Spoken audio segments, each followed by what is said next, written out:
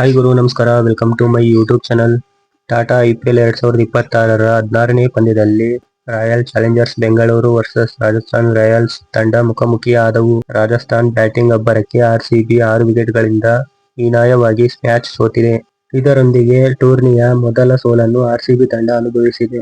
ಈ ಮ್ಯಾಚಲ್ಲಿ ಭರ್ಜರಿ ಪ್ರದರ್ಶನ ಕೊಟ್ಟ ರಾಜಸ್ಥಾನ್ ಮ್ಯಾಚ್ ಗೆಲ್ಲುವ ಮೂಲಕ ಟೂರ್ನಿಯಲ್ಲಿ ಸೋಲಿಲ್ಲದ ತಂಡವಾಗಿ ಮುನ್ನುಗ್ಗುತ್ತಿದೆ. ಟಾಸ್ ಸೋತು ಮೊದಲು ಬ್ಯಾಟಿಂಗ್ ಮಾಡಿದ ರಾಯಲ್ ಚಾಲೆಂಜರ್ಸ್ ಬೆಂಗಳೂರು 20 ಓವರ್ಗಳಲ್ಲಿ 8 ವಿಕೆಟ್ ಕಳೆದುಕೊಂಡು 201 ರನ್ ಕಲೆಹಾಕಿತು. ತಂಡದ ಪರವಾಗಿ ರಜತ್ ಪಟಿದಾರ್ 63 ರನ್ ಕಲೆಹಾಕಿದರೆ ವಿರಾಟ್ ಕೊಹ್ಲಿ 32 ರನ್ ಕಲೆಹಾಕಿದರು. ವೆಂಕಟೇಶ್ ಅಯ್ಯರ್ 29 ರನ್ ಕಲೆಹಾಕಿದರು. ಇತ್ತ ರವಿ ಬಿಷ್ಣು, ಬ್ರಿಜೇಶ್ ಶರ್ಮಾ ಹಾಗೂ ಜೊಫ್ರಾ ಆರ್ಚರ್ ತಲಾ 2 ವಿಕೆಟ್ ಕಿತ್ತು ಮಿಂಚಿದರು. ಈ ಟಾರ್ಗೆಟ್ನ ಬೆನ್ನಟ್ಟಿದ ರಾಜಸ್ಥಾನ್ ತಂಡ 15 ವರ್ಷದ ಯಂಗ್ ಪ್ಲೇಯರ್ ವೈಭವ್ ಸೂರ್ಯವಂಶಿ ತಂಡಕ್ಕೆ ಆಸರೆಯಾಗಿ ನಿಲ್ಲುತ್ತಾರೆ. ಬರೀ 15 ಬಾಲ್ನಲ್ಲಿ ಹಾಫ್ ಸೆಂಚುರಿ ಹೊಡೆಯುತ್ತಾರೆ. RCB ಬೌಲರ್ಗಳನ್ನು ಮನಬಂದಂತೆ ಚಚ್ಚುತ್ತಾರೆ. ರಾಜಸ್ಥಾನ್ ಕೊನೆಯದಾಗಿ 18 ಓವರ್ಗಳಲ್ಲಿ 4 ವಿಕೆಟ್ ಕಳೆದುಕೊಂಡು ಗೆಲುವು ಸಾಧಿಸಿತು. ತಂಡದ ಪರ ಧ್ರುವ ಜುರೇಲ್ 81 ರನ್ ಕಲೆಹಾಕಿದರೆ ವೈಭವ್ ಸೂರ್ಯವಂಶಿ 78 ರನ್ ಕಲೆಹಾಕಿದರು.